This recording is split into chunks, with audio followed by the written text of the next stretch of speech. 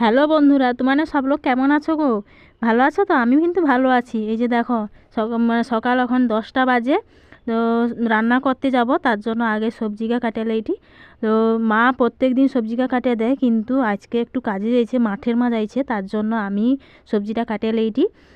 আর আজকে দু রকম রান্না হবে, জানো তো। আজকে হবে খিচুড়ি আর হবে মাছের ঝোল ভাত। কেনি না আমার ঘরে না, আমি, আমার শাশুড়ি মা আর আমার মেয়ে তিনজন মানে খিচুড়ি খাইতে ভালোবাসি। আর আমার বর, আমার শ্বশুরমশাই না, দু লোক খিচুড়ি খাইতে একদম পছন্দ করেনি, জানো তো। কী করবো কও তো, এর জন্য ভাত করতেই হয়।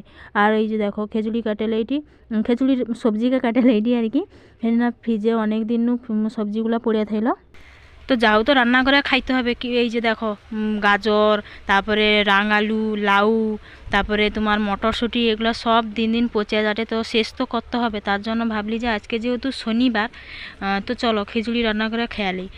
আর তো আমার বড়দের জন্য মাঠে, মানে আমার এক দিদা জাল দিতে গিয়েছিল, তোমার পড়ছে, বাইম মাছ পড়ছে, তো সেইটা দেওয়া হবে তার জন্য মাছের ঝোল ভাত।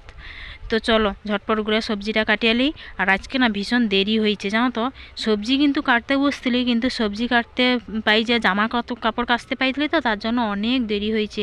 রান্না করতে 12:30 বাজিছে, তার জন্য তাড়াহুড়া করে খিচুড়ি করতে হয়েছে। আর আমার ঘরে হাফ লোক, মানে আমার বর আর আমার শ্বশুরমশাই দু লোক টেস্ট করতে পাইছে নি, মানে তার আগে তানে ভাত খেয়ে লিছে। আর আমার গাটা ধুয়ে আইসা তারপরে ভাত খাইতে বসি, জানো তো।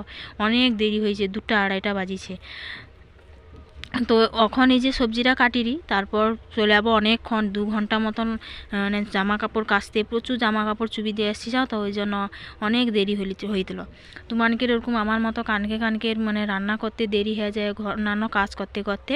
তারপরে দেখো গাটা ধুয়ে এসে এই যে দেখো, মানে রান্না করতে বসি। এই যে সবজি ভাজিয়ে লিছি, ডাল টাল, জল দিয়ে দিছি, জলটা গরম হয়েছে, চাউ দিয়ে দিছি। আর এই যে দেখো আলু, তারপরে লাউ, তোমার ডাল, সব কিছু ভাজিয়ে লিছি আউটাও। আর সেটিটা বসিয়েছি আলুর দম, কিন্তু মা কইল যে দেরি হয়েছে আজকে, আলুর দম আর রান্না করতে হবে নি, তো সৌ আলু দিয়ে মাছের ঝোল রান্না করে আনবে। তার জন্য আমি দেখো খিচুড়িটা এটি রান্না করেছি, আর মা রাঁধবে মাছের ঝোল।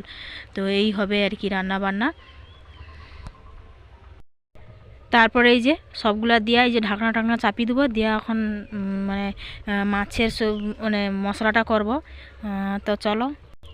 তারপরে এই যে দেখতে পাওটা, মা রান্না করতে বসিয়েছে, আর সে ধারে আলু নাম করেছি, মানে খিচুড়িটা সে ধারে পাল্টে দিচ্ছি, আর এখানে মা রান্না করাতে মানে মাছের ঝোল। এই যে দেখো মাছের ঝোল রান্না হয়েছে।